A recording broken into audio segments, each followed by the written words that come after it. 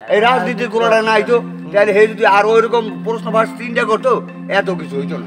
স্থানীয়দের দেয়া তথ্য মতে পিএসসির আলোচিত ড্রাইভার সৈয়দ আবেদ আলীর মা বাবা পেশায় ভিক্ষুক ছিলেন। ভিক্ষার টাকায় পেরিয়েছিলেন প্রাথমিক শিক্ষার গণ্ডি। আর বাপ মায়ের ঘর করে হয়ে খাওয়াইছে আর পড়ায় চলে আসে, বুঝলেন, কিন্তু হে খারাপ কাজ দেশে করে না। আমি ঢাকা কি করছে আমি বুঝি না।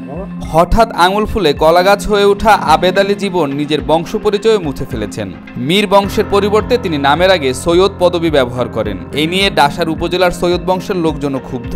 অরিজিনালি সৈয়দ না, আমাদের ডাসার উপজেলায় যে একটা মানহানি করছে সে মীর বংশ হইয়া কেন সে সৈয়দ লাগাইল, এটার কারণ কি? এটা নিখুঁতভাবে খতিয়ে দেখা উচিত। কেন সে আমাদের সৈয়দ পরিবারকে সে হেয়পূর্ণ করলো? সিনেমার গল্পেও এভাবে কেউ ধনী হতে পারে না যেভাবে রাতারাতি ধনী হয়েছেন আবেদ আলী। স্বপ্ন দেখেছিলেন উপজেলা চেয়ারম্যান হবেন, যদিও তা পূরণ হয়নি। আমি আপনাকে একটু কথা দিতে পারি যে আপনাকে ভালোবাসা অর্জন করার মতন চেষ্টা আমি করতে পারবো ইনশাআল্লাহ। নির্বাচনী প্রচারণায় মানুষকে মিথ্যা আশ্বাস দিয়ে ভোট চেয়েছেন আবেদ আলী ও তার ছেলে সিয়াম। রাজনীতিবিদ, সে মানুষের মিথ্যা আশ্বাস দেওয়া নির্বাচন করবে, উপজেলার মিথ্যা আশ্বাস দেওয়া প্রচার প্রচারণা চালাইছে। তারপরে হলো তার ছেলে সিয়াম, ছাত্রলীগের সহ সভাপতি।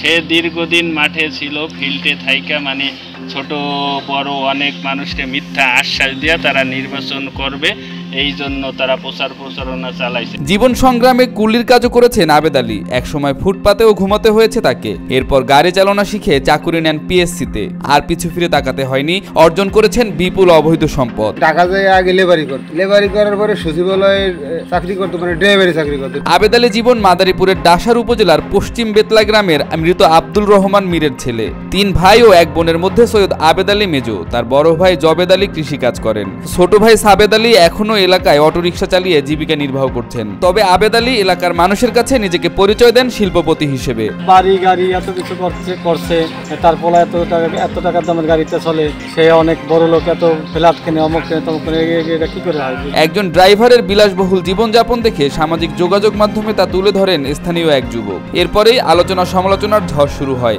সেই পোস্টদাতাকে বিভিন্নভাবে হুমকি দিয়ে আসছিলেন আবেদ আলীর ছেলে সিয়াম। সৈয়দ আবেদ আলী জীবন, উনি একজন ড্রাইভার, কিন্তু একজন ড্রাইভারের যে লাইফস্টাইল সম্পূর্ণ ভিন্ন ছিল। উনি কোটি টাকার গাড়ি নিয়ে চলাফেরা করতো এলাকায়। পরবর্তীতে আমি একটা ফেসবুকে স্ট্যাটাস দিই। স্ট্যাটাস দেওয়ার পরে তার ছেলে সৈয়দ সোহানুর রহমান সিয়াম, উনি ছাত্রলীগ করেন, উনি আমাকে বিভিন্ন হুমকি দামকি দিছে। আবেদ আলী গ্রেপ্তার হওয়ার পর এলাকায় চাঞ্চল্য সৃষ্টি হয়েছে। হঠাৎ করে তার শিল্পপতি হওয়ায় উৎসুক স্থানীয়রা। আমরা এই এলাকায় বড় হয়েছি ছোটবেলা থেকে, তো এই নির্বাচনের আগে ওনাদের কখনোই দেখা যায়নি আর কি, লোক সম্মুখে ওনারা আসে নাই। তো আমরা হয়তোবা পরবর্তীতে জানতে পারছি যে ওনারা ফেসবুকে মানে মানবিক কাজগুলা নাকি প্রচার করতে ব্যাপক হারে, কিন্তু এর আগে বাস্তবে ওনাদের কখনো দেখা হয় নাই।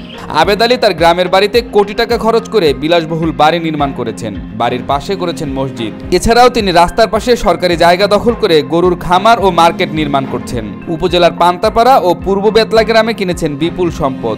স্থানীয়রা জানায় ঢাকায়ও তার একাধিক বাড়ি রয়েছে। পটুয়াখালীর কুয়াকাটায় রয়েছে তার 3 স্টার হোটেল। বিসিএস পরীক্ষার যে প্রশ্নগুলা ওইগুলা সে ফাঁস করে টাকা দুর্নীতি করছে, তো ওইগুলা দিয়ে নির্বাচন করবে, এলাকায় অনেক ব্যাপক উন্নয়ন করবে, এইগুলা বলে মানুষকে ধোঁকা দিছে। কিন্তু সে নির্বাচন করার মতো যোগ্য কোনো প্রার্থী। তার ছেলে সিয়াম, সেও মানে প্রচারণা চালাইছে। সে ডাসার উপজেলা ছাত্রলীগের সহ সভাপতি, কিন্তু তারে কোনো কাজে পাওয়া যায় না, মিটিং মিছিলে কোনো কিছুতে পাওয়া যায় না। রাজনীতির মাঠে ময়দানে কোটি টাকার গাড়িতে চড়ে গণসংযোগ করেন আবেদ আলী। ভোটের আশায় এলাকায় দানবীর হয়ে উঠেছিলেন বাবা ছেলে। তবে বাবা ছেলের বিভিন্ন অপকর্মের খবর সামাজিক যোগাযোগ মাধ্যমে ছড়িয়ে পড়লে ডাসার উপজেলা ছাত্রলীগ পদ থেকে সিয়ামকে বরখাস্ত করা হয়। শেখ হাসিনা এবং শেখ মুজিবের ছবি টানাইয়া ওনার সাথে তাদের ভাবমূর্তি নষ্ট করছে, এবং এই ভাবমূর্তি নষ্টের কারণে আমাকে আওয়ামী লীগ, যুবলীগ, ছাত্রলীগ সবার ক্ষতি হয়েছে।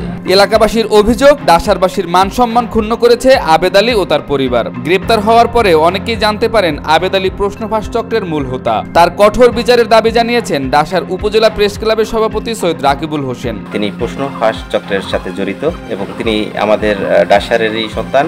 ডাসারে ফিরে এসে তিনি এবং তার ছেলে ছাত্রলীগের নেতা সিয়ামুর রহমান শাহ, তারা এখানে ব্যাপক নির্বাচনী প্রচারণা চালায় এবং এলাকায় ব্যাপক দান খরচও করেন।